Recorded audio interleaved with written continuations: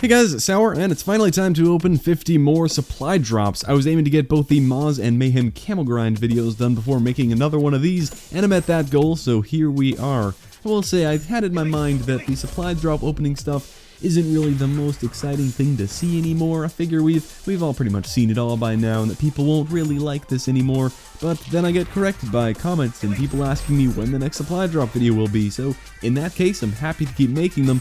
Unfortunately, I'm running out of stuff that I really want to get. The only two cool elites I can think of that have continued to escape me are the AK-12 RIP and the EM1 Poner. Basically, everything else we've had for a very long time now, it feels like.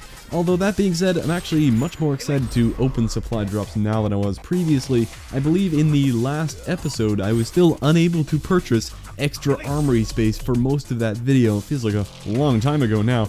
But now, since I have so much room for activities in my armory, I can keep a lot more stuff. I used to sell everything enlisted and professional, unless it was statistically the best version of that gun. But since I'm working on the Camel Grind video series project, now I actually like keeping every weapon variant, good or bad. So the only stuff I redeem now is any duplicate items of anything, of course, or the enlisted and professional apparel items. It's actually really fun to now collect all the variants and see how far I can go with that. We've been getting some decent stuff in the background here, nothing crazy exciting. We did get the EM1 Polar Vortex twice, and I think we'll be getting a third very soon as a prestige reward.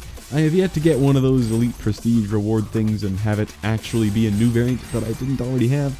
And anyway, the Polar Vortex is cool, not that I was really going for it. I do have the EM1 Lel. It's an enlisted version that increases damage, and I'd rank that second only to the Poner in my mind. The Polar Vortex is good though, I think I'd put it third. I always say something about wanting to move through the supply drops faster and keep it fast-paced, but now I'm finally actually doing that. Let's see what we got. We got, ooh, an ASM1 Strider. That's actually pretty cool to see. We do, of course, have the Speakeasy, everyone's favorite, but it's nice to have both. Looking at the stats, you'd really think that this is a contender for the best ASM1. Like, yeah, up the damage and the range, lower the accuracy, that's pretty good for an SMG, right? But it turns out that the recoil increase is really massive, and the ASM1 is more about accuracy and less about hipfire. And the Speakeasy does a great job at keeping it controllable while upping that time to kill. It's especially useful now with the recent nerf that was made to the rapid fire attachment, as well as the ASM1 magazine size. But anyway, that's cool to have both, I suppose. We got an ASM1 Competence and nothing else. Good old care packages and an ASM1 Rigger. Apparently it's ASM1 day, and we got the XMG's Venus and Mars. We're going to be getting a lot of these variants where I really don't know if I own them already or if they're a new addition to the collection. The problem is I do recognize every single one because I've probably earned them before. Honestly, I wouldn't be surprised if I've had at one point or another every enlisted and professional variant by now. I know we have most of the elites, but of course until now I've just had to sell most of the enlisted and professional stuff, so I don't always know if some of this stuff is new. If it's an elite, however, I'll be very confident in whether or not I already have one, or sometimes if it's just a really good variant I may recognize it. Like we just got the Atlas 20mm Hypersonic. I believe I'd rank that as the #1 variant for the 20mm. And look at that, the IMR Impact. I think that's also the best IMR variant in my opinion, so perhaps to the untrained eye, someone who's just gunning after that Obsidian Steed and the Insanity and the Speakeasy, those were just two terrible supply drops, when in reality, we just got two #1 variants back to back, which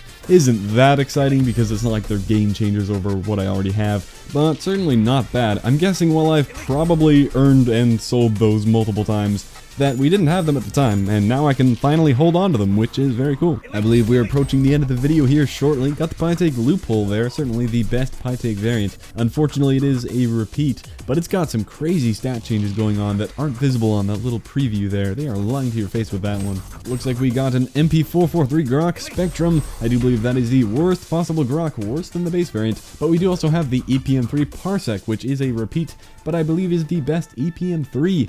I guess you could say in those supply drops we saw both sides of the spectrum. Okay, maybe not, but that makes 50 supply drops right there. Count them if you like. They go by really quickly on 2x speed. Maybe I should try to fit 100 supply drops into one episode.